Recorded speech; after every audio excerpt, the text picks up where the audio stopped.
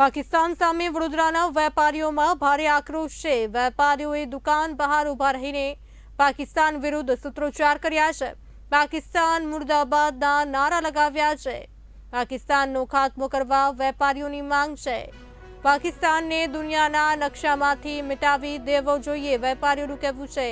ભારતીય સેના જિંદાબાદના નારા વેપારીઓ લગાવ્યા। બોર્ડર પર સેના લડી રહી છે, એટલે અમે અહીં શાંતિથી ધંધો કરીએ છીએ, વેપારીઓનું કહેવું છે।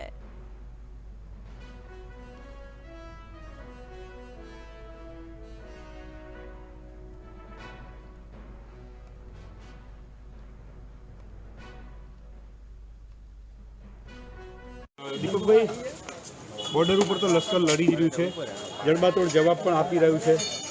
શું માની રહ્યા છો, શું કહી રહ્યા છે વેપારીઓ?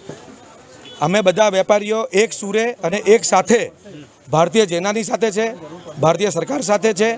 અને જે પ્રમાણે તમારા બધાના ટીવીના માધ્યમથી, સમાચારના માધ્યમથી અમે રોજે રોજ ટીવી પણ જોઈએ છે।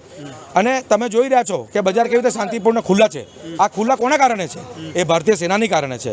આપણા જે ભારતીય સેનાનું જે કામ અને જે કૃત્ય એ આજે વર્લ્ડમાં બોલી રહ્યું છે। અને જે પ્રમાણે ભારતીય સેના કામ કરી રહી છે, અમને ચોક્કસ વિશ્વાસ છે કે આતંકવાદ નામનો આ રાક્ષસનું હવે કચરઘાણ કાઢવાનો સમય આવી ગયો છે। અને મોદીજી અને આપણી ભારતીય સેના જરૂર એ પ્રકારે ચોક્કસથી કામ કરશે એવો અમને વિશ્વાસ છે। શું કહો છો સાહેબ, 3 દિવસથી જે રીતે ભારત પાકિસ્તાન વચ્ચે તણાવપૂર્ણ સ્થિતિ છે, ભારતીય લશ્કર જવાબ આપી રહ્યું છે, શું માની રહ્યા છો વેપારીઓ નાગરિકો?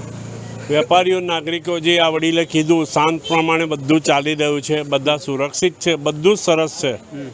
અને સૌથી પહેલાં તો આ દેશની જે બે દીકરીઓ જે મહાન કામ કર્યું છે 2 દિવસ પહેલાં, સોફિયા કુરેશી અને સિંઘે, I really salute him, I really salute her, salute them, and go ahead અને clear this problem for ever, કાયમ માટે આ જે બધો સડો છે બંધ કરી દો।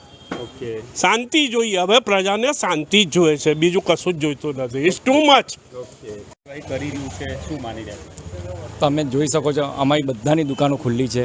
એક કારણ છે ત્યાંની બોર્ડરના જવાનો, એના લીધે અમારી બધાની દુકાનો ખુલ્લી છે। એના કારણે અમે બધા શાંતિથી બેઠા છે।